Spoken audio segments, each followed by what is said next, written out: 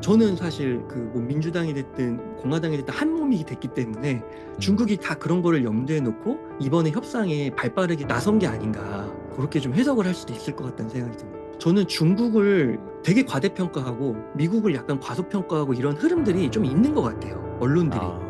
이런 게 있어요. "미국 증시 반등은 일시적, 시장의 근본적 불안 요인은 그대로 있다.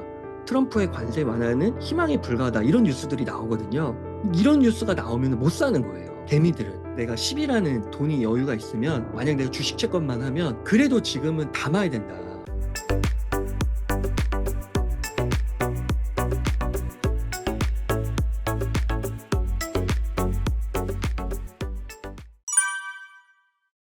그 미란 보고서 말씀해 주신 그 네. 100년 장기채, 네. 영구채를 이제 강매하는 그거 있잖아요. 네. 근데 그게 저는 되게 중국한테 되게 위협이 됐을 거라고 봐요. 사실 음. 그거를 진짜 현실에서 쓸 카드로 했을 때는 그거는 가능성이 그렇게 크진 않았다고 보는데, 네. 그런 말 한마디 자체가 특히 이제 중국한테는, 다른 국가들도 물론 긴장하겠지만 중국한테는 '아 얘네가 진짜 하면은 여기까지도 할 수 있구나.' 네. 그리고 실제로 지금 국방력이 2 위부터 10 위까지 합친 것보다 미국이 높기 때문에 음. 지금 현 시점에서는 미국이 그걸 밀어붙인다 해도, 진짜 동맹국들의 신뢰를 잃는다 할지라도 네. 사실 뭐 몇 년 몇십 년은 미국이 더 번영할 수 있는 네. 최후의 카드였던 거죠. 음. 그러니까 그런 걸 봤을 때는 중국이 '아 얘네랑은 이제 겉으로는 막 강한 척했지만 사실 물밑 작업을 안 할 수가 없었다.'라고 보거든요. 음. 그리고 또 한 가지가, 저는 그리고 또 일리가 좀 있다고도 보는 게, 그 영구 장기채, 그 영구채를 파는 게, 그리고 너무 그게 또 막 미국을 폭업적으로 볼 필요는 없다고 생각하는 면이 있어요, 미국 편에 든다고 어. 하면. 그건 왜 네. 그러냐면, 지정학 책을 이제 공부하다 보면, 이제 트럼프 네. 시대의 지정학과 비트코인 오태민 작가님이 쓰신 책이나 이제 네. 지정학자들의 책을 읽다 보면은 진짜 미국이 그 전 세계의 그 항행의 자유라고 이제 표현을 하는데, 그 네. 무역의 자유무역, 그거를 그 체제를 만들기 위해서 WTO가 대표적인 거죠. 어마어마한 진짜 군사력을 쓰고 있는 거예요. 그리고 음. 국력을 투입하고 있는 거예요. 네. 그런데 사실 거기에 대해서 인제 대표적으로 독일, 일본, 한국, 대만과 같은 국가, 거기에 이제 중국 같은 국가들은 어떻게 보면 거기에 대해서 보험료조차 내지 않았다는 거죠. 막 음. 냈다고 주장은 하지만 인제 미국의 입장에서 봤을 땐 너무 푼돈인 거지, 자신들이 투입하는 비용에 대해서. 그러니까 음. 그 연구체에 대한 대가가 "너네들한테 이렇게 항행의 자유를 우리가 보장해 주지 않았냐. 네. 그럼 너네가 이런 거는 하나씩 해 줘야 되는 거 아니냐?"라고 이제 청구도 할 수 있다라고 보거든요. 그래서 그 음. 두 가지 측면. 하나는 이제 그 최악의 상황에는 이걸 쓸 수도 있다. 네. 그리고 두 번째는, 그리고 거기에 대해서도 합리적인 명분이 어느 정도는 있다. 이제 이렇게 보면은 트럼프랑 미란이라는 사람이 그리는 큰 그림이 굉장히 의미가 있다. 근데 이게 이제 우리나라 국민들에게 의미가 있다라기보다는 미국의 국민들, 특히 중산층 이하의 사람들에게는 굉장히 도움되는 것이 아닐까. 정말 미국만의 아메리카 퍼스트를 위한 그런 전략이 아닐까라고 생각이 들었습니다. 근데 네. 제가 봤을 때는 트럼프의 그 정책들, 그리고 그 경선 과정에서 내었던 그런 정책들을 봤을 때도 굉장히 많이 성취를 해 가고 있다고 생각합니다, 일관적으로. 음. 그래서 그런 것들을 보고, 그리고 이 수치가 저는 뭐 말해 준다고 생각해요. 그 지정학 공부를 이제 해 보면은, 그 미국이 중국을 이제 품고 대탕트를 해 가지고 품고 나서 2001 년도에 WTO를 가입시키면서 중국이 부상을 진짜 하긴 하는데, 네. 그때 보면은 그 월가랑 미국의 기업들이 굉장히 많은 로비를 했다고 해요. 음. 중국도 마찬가지고.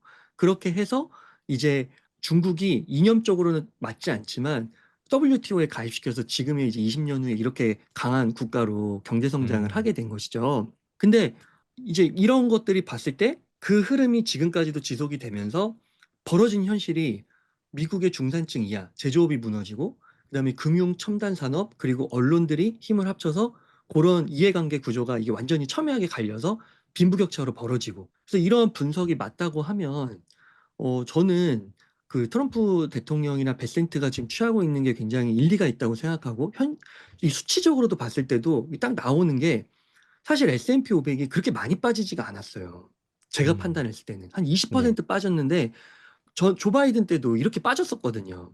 그리고 네. 그전에도 많이 나왔었고, 그리고 회복 속도를 보면은, 그러니까 오히려 저는 이 월가나 그런 이런 사람들이 조금 너무 이제 자신들의 그런 이익을 위해서, 그러니까 국가의 이런 전체적인 그림이 아니라 이런 금융 세력, 엘리트들의 세력 이런 것들을 위해서 조금 너무 언론 플레이를 한 측면도 있지 않나. 트럼프를 너무 깎아내린 측면도 있지 않나.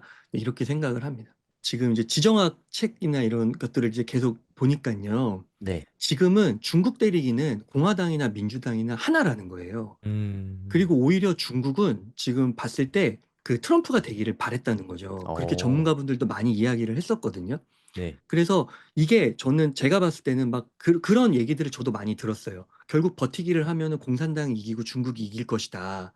음. 그렇지만 저는 그렇게 생각하지 않고 우선은 네. 오히려 그 트럼프 같은 경우는 비즈니스 논리로 풀면 되는데 네. 민주당은 거기에 대해서 막 인권이나 막 도덕 윤리를 갖다 대면서 한다는 거죠. 그리고 실제로 전쟁 발발도 민주당 정권일 때가 더 많았어요. 실제적으로. 어. 그래서 그런 데이터들을 봤을 때 그 트럼프가 진짜로 "내 임기 때는 전쟁이 안 난다. 음. 그리고 나한테 노벨 평화상을 줘라." 이게 사실 겉으로 볼 땐 되게 트럼프가 혼란을 전 세계에 가져다 주는 것 같고 그렇지만 실질적인 데이터나 풀어가는 거를 봤을 때는 그렇지 않다는 거죠. 어. 그래서 요런 측면까지도 고려를 하면 저는 사실 그 뭐 민주당이 됐든 그 공화당이 됐든 한 몸이 됐기 때문에 음. 중국이 다 그런 거를 염두에 놓고 이번에 협상에 발빠르게 조금 오히려 나선 게 아닌가. 고렇게 좀 해석을 할 수도 있을 것 같다는 생각이 듭니다. 그러면 미국의 공화당과 민주당이 함께 중국을 때린다고 하면 음. 이번에 미중 협상이 좀 중국이 원하는 만큼 그렇게 흡족하게 안 될 가능성도 좀 높은 거 아닌가요? 네. 저는 기본적으로 이런 게 있는 것 같아요. 쪼금 더 만약에 제 뷰를 솔직하게 말씀드리면 생각해 보면은 잘 생각해 보면 단기적인 어려움은 줄 수 있지만 장기적으로는 사실 생활 솔비품이라는 거는 이게 성쌤이랑 저도 이제 사업을 해 봐서 알지만 진입 장벽이 낮단 말이죠. 그렇기 때문에 이게 시간이 지나면 사실 전 세계적으로 저는 어느 국가든지 할 수 있다고 생각을 하는 거예요. 네. 뭐 그러니까 베트남이 중국 됐든 인도가 됐든 그건 쉽게 대체할 수 있다. 이런 네. 근데 말씀이시죠? 네. 시간은 좀 걸릴 수 있고 고통스러울 수 있지만 그리고 음. 오히려 그렇게 되는 게 더 전 세계적으로 더 좋을 수도 있는 거죠. 공급망 다변화가 음. 되면서 네. 나중에 더 큰 문제가 터지기 전에 미봉을 하는 사전에 예방을 하는 거니깐요. 음. 그래서 저는 중국을 이렇게 되게 과대평가하고 미국을 약간 과소평가하고 이런 흐름들이 좀 있는 것 같아요, 언론들이. 아. 그리고 월스트리트 저널이나 뉴욕 타임스나 뭐 파이낸셜 타임스나 이런 쪽은 월가 쪽에 좀 치우쳐져 있고 해리스 쪽에 좀 치우쳐져 있었기 때문에 음. 오히려 트럼프 정부에 대한 것들을 조금 깎아내리는 측면이 있지 않나. 그리고 우리 음. 언론들은 그쪽을 조금 많이 이렇게 받아쓰기를 하는 거잖아요. 네. 그래서 저는 이제 고런 부분들을 좀 필터링 해야 되지 않나. 음. 그래서 막 일론 머스크나 트럼프가 심지어 일론 머스크는 가짜 뉴스가 너무 판쳐 가지고 자기가 트위터를 인수했다라고 말할 정도로 네. 지금은 막 숫자나 이런 게 아니라 정말 막 이렇게 던지는 정말 내러티브 스토리텔링 뉴스들이 많고 거기에 이제 가짜까지 거짓이 들어간 게 너무 많기 때문에 그런 음. 것들을 정말 검증할 필요가 있지 않나 그런 생각이 듭니다. 그래야 이런 폭락의 상황에서도 이런 거를 줍줍을 할 수 있다라는 거죠. 근데 진짜 막 그런 뉴스에 막 들어가면은 무서워서 전혀 살 수도 없고 네. 지금도 뉴스가 뭐가 나오냐면 제가 어제 라이브에서 웅달 TV 라이브에서 좀 얘기를 했던 건데 네. 여기 보시면은 이런 게 있어요. "미국 증시 반등은 일시적, 시장의 근본적 불안 요인은 그대로 있다. 트럼프의 관세 완화는 희망에 불과하다." 이런 뉴스들이 나오거든요. 네. 이런 뉴스가 나오면은 못 사는 거예요, 음. 개미들은. 근데 이게 저는 그 코로나 때도 똑같이 벌어졌다고 생각하거든요. 네. 코로나 때도 W자 나온다고 하면서 한 번 더 큰 하락이 나올 거라고 하면서 근본적인 문제는 해결 안 됐다고 하면서 나오는데 그럼 못 산단 말이죠. 근데 이 주가라는 거는 그 근심의 벽을 타고 오르는 거고 그다음에 오히려 이런 뉴스를 보면 저는 느끼는 게 뭐냐면 '아 월가가 못 담았구나 많이. 음. 오히려 되게 전략을 쓰고 있다.' 이렇게 이제 해석이 되는 거예요. 그동안 이렇게 약간 증권사 같은 리포트나 많이 봤을 때 믿질 못하겠는 거예요. JP 모건의 그 제레미 다이먼처럼 뒤에서는 막 사는데 앞에서는 이제 다른 뉴스를 막 내는 거죠. 음. 그래서 이런 것들을 종합적으로 봤을 때 모르는데 저도 몰라요. 근데 여러 가지를 읽으면서 판단을 할 때 저는 이게 지표상으로 이렇게 보이니까 이거 안 보면은 진짜 그런 것 같은데 보이니까 그러면 저는 이렇게 되는 거죠. 이제 만약 내가 10 이라는 돈이 여유가 있으면 만약 내가 주식 채권만 하면 그래도 지금은 담아야 된다. 주식과 현금이었을 때 현금을 뭐 한 삼 보통 내가 10%를 갖고 있었는데 아무리 못해도 뭐 20-30% 늘리더라도 그래도 좀 뭔가 분할 매수를 해 놔야 이거 이제 정고점 뚫고 가 버리면 인제 그때는 완전히 또 이제 그때 가면 또 물릴 수 있는 거거든요. 네. 잘못 늦게 진입할 수 있고. 그래서 저는 요런 것들을 좀 필터링하면서 듣고, 그다음에 지금은 어떻게든지 뭔가 분할로라든지 뭐 이렇게 매수 관점으로 좀 접근을 해야 되지 않나, 그렇게 이야기를 하는 겁니다. 상당히 흥미로운데요. 그럼 만약에 미국하고 중국하고 협상이 좀 잘 안 됐다. 뭐 그러면 아니면 뭐 트럼프 말대로 뭐 관세가 한 50% 정도 중국의 관세가 매겨지고 이제 그걸로 협상이 끝났다. 그럼 뭐 사실 시장이 환호할 만한 수치는 아닌 것 같거든요. 50% 관세 정도 매겨지게 되면 네. 만약에 그래도 일시적인 충격은 있겠지만 다시 이렇게 비트코인이나 미국 주식은 상승할 거라고 그렇게 생각하시나요? 네. 이번에 어느 정도 나올지는 모르겠는데 그 네. 실제로 트럼프 대통령이 한 80%를 던졌죠. 근데 이제 트럼프 대통령의 협상 모습을 보면은 세게 한번 부르고 나서 이 조율해 가는. 그래서 실제로 월가에서도 이런 분석이 나왔어요. 한 50% 정도 되면은 네. 실질적인 무역 효과가 나타날 것이다. 예, 그러니까 50% 밑으로 나오면 이제 음. 실질적인 무역 효과가 나타날 수 있다. 음. 그러니까 지금은 말도 안 되는 숫자고. 네. 그래서 80%는, 근데 트럼프가 말한 80%도 너무 높다. 네네. 그래서 아무리 최저선을 잡아도 50% 밑으로 내려가야 된다. 근데 음. 이렇게 이야기는 하더라고요.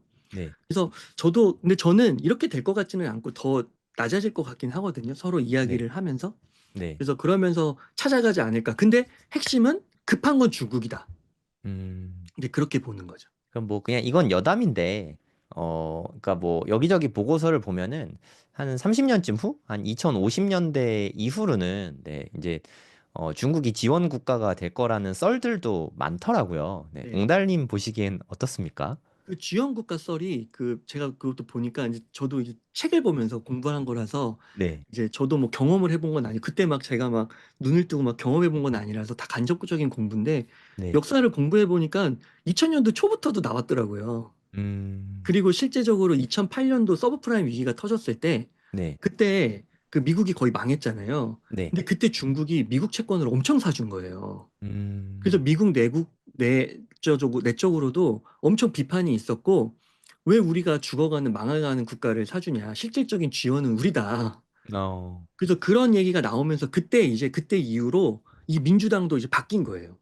그러니까 음. 민주당이 그 전까지만 해도 막 WTO 가입시키면서 중국을 많이 이제 옹호하는 발언을 많이 했는데, 이제 네. 그때부터 생각이 바뀌면서 오바마 때 이제 막 들어서면서도 이제 중국을 견제하는 흐름이 나타나기 시작한 거죠. 이대로 두면 안 음. 되겠다. 시진핑 되면서 더 그랬던 거고요. 음. 그래서 저는 향후에 뭐 20년, 30년 후에 중국이 될 거다? 저는 그렇게 보지 않습니다. 그리고 그 음. 자유와 체제가 바뀌지 않으면 우리가 그렇잖아요. 아무리 공산당이 정말 뭐 이렇게 한다 해도 사람이 혁신을 하고 창의적인 생각을 하고 첨단 산업으로 가려면 그 사람의 그 자율성을 끌어내야 되고 그런 게 있는 거지. 그래서 제가 최근에도 이 동물농장이라는 책을 읽었어요. 네. 이 동물농장이 그 조지 오웰이 쓴 이야기인데 이게 이제 공산주의랑도 스탈린이랑도 엮여 있는 이야기거든요. 네. 근데 결국에 보면은 다 이용당해요. 음. 정권에. 완전 물론 자본주의도 그 서민들을 착취한다고 하지만 공산당은 그거보다 더 하거든요. 그리고 결국에 그거 가장 충복이 그걸 깨닫고 회의를 음. 느끼는 장면으로 끝이 나거든요. 그래서 저는 공산당 체제가 바뀌지 않는 이상은 안 된다. 저도 웅달님 말씀에 좀, 꽤 많이 동의하는 편이거든요.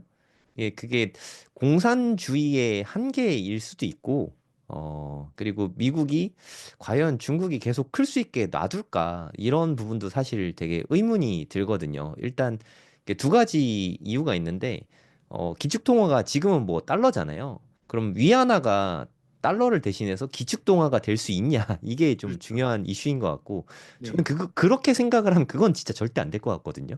네, 네. 그래서 중국이 지원 국가가 되긴 정말 힘들 거라고 생각이 들고, 네. 미국은 카드가 너무 많은 것 같아요. 네. 예전에 뭐 일본하고 독일하고 70년대, 80년대 워낙 잘 나갔었잖아요. 근데 음, 플라자 합의라는 그 말도 안 되는 이제 맞아요. 깡패잖아요. 그게 진짜 깡패였던 것 같은데 100년짜리 음, 채권보다 그게 더 무서웠던 것 같거든요. 엔화를 그냥 절상해버리니까 그 이후로 사실 모든 게임이 끝났잖아요. 맞아요. 최후의 무기가 미국이 지고 있는 한은 중국이 미국을 이렇게 뛰어넘기는 모르겠어요. 제가 죽은 다음엔 모르겠지만 제가 뭐 100살 되기 전까지는 되게 어렵지 않을까 뭐 그런 생각도 좀 많이 들긴 합니다. 저희가 앞서서 그 소비재를 얘기한 건데 네. 메이드 인 차이나 소비재는 정말 대체되기가 쉬운 것 같아요. 대체하기가 쉬운 것 같아요. 그건 네. 어느 나라나 만들 수 있는 건데 세계의 많은 국가들이 근데 지금 미국이 그 중국을 때리면서 잡으려고 하는 것 중에 하나가 이제 IT 쪽, 첨단 산업 쪽이 하나가 있는 거고 또 네. 하나가 금융이 있잖아요. 네. 그래서 저희는 이제 비트코인 투자자니까 금융 쪽으로 봤을 때는 그 달러 스테이블 코인과 비트코인을 봤을 때는 그거는 진짜 지금 성쌤이 얘기해 주신 대로 대체를 할 수가 없는 거죠. 위 음. 하나가 글로벌적으로 쓰이는 것도 아니고 네. 근데 이미 달러는 그렇게 쓰이고 있고 또 네. 비트코인도 마찬가지로 중국에서 막 채굴 풀어주고 합법적으로 풀어주고 하라고 하면 아마 부자 자금들 민간 자금들 다 빠져나갈 수도 있어요 진짜로. 네. 그러면은 망하게 되는 거거든요 결국 통화가 흔들리면서. 네. 그러니까 이거는 중국이 할 수가 없는 거예요 아예 대체제가 음. 없는 거야. 네.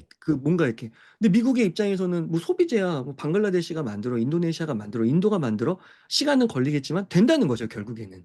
그러니까 저는 2, 30년 후에 쥐어는 중국이 되긴 힘들다. 미국이 만약에 이런 식으로 계속 견제를 한다면요.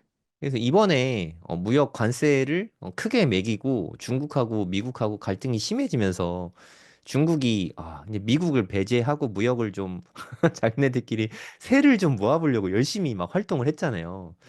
근데 제가 봤을 때는 성과가 좀 안 보이거든요. 뭐 음, 끼케야 뭐 러시아 푸틴 만나고 그냥 뭐 돈독을 다지는 정도? 이게 중국이 이렇게 막 해보려고 하지만 잘 안 되는 이유는 뭘까요? 이번에 그 시진핑이 동남아 순방도 막 하고요. 네. 그 다음에 막 그 주변국들한테 막 돌면서 유럽한테도 유럽의 그 공직자들 몇 명을 막 제재를 했었어요. 그 다음에 막 그 유럽에서 그 간첩도 있었어요. 중국 간첩. 음. 그 무슨 말이냐면 굉장히 마찰이 커요. 일대일로도 마찰이 커요. 그러니까 막 처음에는 돈 빌려주는 것처럼 선심성으로 개발해주는 것처럼 하지만 결국에 그게 덧치돼가지고 그 나라의 이제 핵심 인프라를 막 독점해서 쓰고 착취를 하고 음. 막 이런 식으로 되는 게 많고. 그래서 네. 이번에도 동남아 순방도 그런 맥락이고. 그러니까 주변국들의 신뢰를 중국이 잃는 이유가 음. 이게 반덤핑을 하는 거예요. 음. 물건을 너무 많이 만들어서 싸게 싸게 막 밀어내다 보니까 이 중국과 교역을 하는 나라들이 다 망하는 거야. 시간이 지나면 더 잘 사는 게 아니라 윈윈이 아니라. 아. 그러니까 미국도 지금 이야기하는 게 뭐냐면 중국 시장 개방하라는 거예요. 더. 음. 너네만 일방적으로 돈 벌지 말고 개방하라, 개방하라. 그래서 이번에도 트럼프 대통령이 한 얘기가 뭐냐면 이 스위스 협상 전에도 한 얘기가 뭐냐면 중국의 시장 개방 없이는 유의미한 협상은 없을 것이다라고 못을 박았어요. 그러니까 중국은 일방적으로 너무 그 선을 넘는 거죠. 필리핀과 동남아 국가들과의 갈등도 보면은 구단선이라고 해가지고 그 남중국해 해역에다가 자신들이 그어놓은 선이 있거든요. 여기까지가 내 바다다. 근데 이거 보면은 전부 다죠. 주변 국가들이 이게 안 되는 거야. 그리고 우리도 마찬가지잖아요. 네. 서해에다가 설린 1호, 설린 2호라고 해서 그 구조물을 만들었어요. 네. 근데 그게 양식장이라는 거예요, 저희한테. 어. 그러면서 언론에서 발표하는 것도 보면 이건 SBS나 MBC에 다 나오는 겁니다. 보면은 한국과 더 협상하에 이게 진행이 됐대. 근데 우리는 협상을 한 적이 없다는 거죠. 네. 그러니까 이게 너무 막 일방적으로 밀어붙이는 거예요. 그러니까 정말 와 얘네들하고는 뭔가 하면 나중에는 진짜 무섭겠다 막 이런 생각이 들 정도거든요. 그러면서 거기서 뭐 연어를 키우고 있다고 하는데 그래서 우리나라에서 조사단을 막 보낸다고 하는데 실제로 갔어요 조사단이 그 네. 배가. 그랬더니 중국에서 나와가지고 못 가게 조사를 못하게 막는 아. 거예요. 네. 그래서 이 해역에서 2시간 동안 대치하다가 다시 돌아갔다는 거 아닙니까? 음. 그러니까 선을 넘는 행위를 너무 많이 하다 보니까 이 중국이 신뢰를 잃게 되는 거죠. 그러니까 음. 이제 물건도 못 팔고 그리고 이제 미국이 또 막 이렇게 나오고 하니까 점점 더 이제 내부적으로 고립돼야 되는데 그러면 내수가 커야 되는데 1선 도시, 2선 도시, 3선 도시, 4선 도시 이 경제적 격차가 너무 크다는 거예요. 아직도 3선 도시, 4선 도시로 가면 급여가 한 달에 20만 원, 30만 원이래요. 어. 그러니까 얘네들이 물건을 살 수가 없는 거야. 그리고 음. 이런 티 한 장도 보면은 이제 브랜드를 떼면은 그런 네. 거 막 요즘에 많이 나오는데 막 에르메스나 지금 유럽의 네. 명품들도 막 주가가 거의 막 반토막 나고 조금 회복했다고는 하지만 막 폭락하는 이유가 물건을 어떻게든지 팔아야 되는 것도 있고 막 하는데 보니까 에르메스 막 2천만 원짜리 예를 들어 백이 원가로는 막 7, 80만 원밖에 안 하는 거예요. 네. 그러니까 그런 것들을 막 공개하면서 직접적으로 우리랑 이제 공장이랑 다이렉트로 하자. 대신 음. 브랜드만 없다. 어. 그러니까 이게 격차가 너무 크다는 거예요. 그러니까 내수에서는 그 물량을 받아줄 수 있는 경제력이 안 되는 거예요. 거기다가 음. 부동산도 지금 수억 채라잖아요. 미분양 네. 아파트가요. 네네. 그러니까 내수로는 안 되니까 그렇다고 물건을 외부로 팔려고 하니까 또 안 돼. 음. 그러니까 내외적으로 이게 너무 이제 내후외환에 모든 게 다 휩싸이다 보니까 급한 건 중국인 거죠. 네. 그러면 중국이 극심한 경제 위기나 경기 침체를 겪게 될, 그러니까 무역이 만약에 미국으로 파는 물량이 아예 없어지면 음, 중국도 힘들 거잖아요. 맞아요. 경기 침체나 경제 위기를 좀 극심하게 중국이 겪을 가능성이 좀 있을까요? 네, 있을 것 같습니다. 그렇지만 제 개인적인 생각은 미국이 그렇게까지는 두지 않을 것 같아요.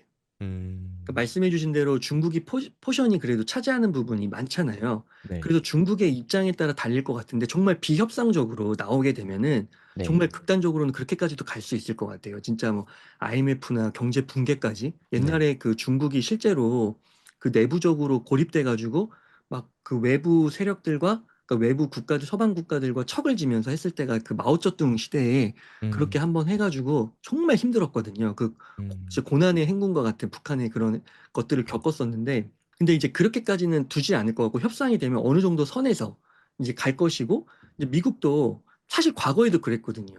우리가 G1 국가하고 너네가 G2 정도 하고, 그 다음에 우리가 지정학적으로 봤을 때 아시아랑 굉장히 멀리 떨어져 있고, 우리는 전 세계 뭐 중동도 있고 유럽도 있고 이러니까, 그리고 유럽이 더 우선주의입니다. 동아시아보다. 네, 그러니까, 동아시아는 너네가 맡아라. 그렇게 하면은 이제 권력 분배도 자연스럽게 어느 정도 되는 거죠. 근데 네, 이게 중국이 욕심을 내는 거죠. 미국의 입장에서 봤을 때는.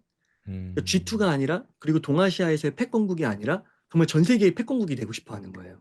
그러니까 음, 이건 안 되는 거죠. 음. 그래서 이제 제재를 가하는 게 아닌가 싶습니다. 그래서 중국에 좀 달린 것 같아요. 어떻게 대응하느냐에 따라. 비트코인은 그러면 지금 가격이 네, 지금 좀 왔다 갔다 하고 있는 것 같아요. 중대 발표를 한다고 하니까 다들 좀 설레어서 좀 이렇게 가격도 좀 출렁임이 있는 것 같거든요. 네. 비트코인의 올해 흐름은 어떻게 될 거라고 생각하시나요?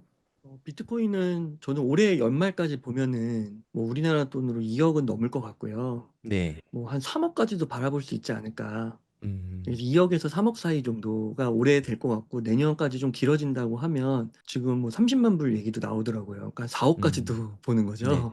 그래서 뭐 3억, 4억까지도 한번 노려볼 수 있지 않을까. 진짜 광기에 휩싸이면은 4억도 가능할 거라고 봅니다.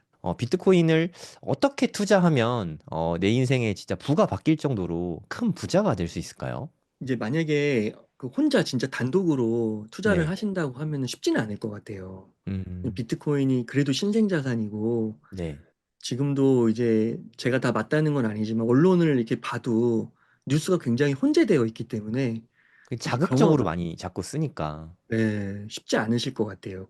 만약 음, 혼자 한다고 하면.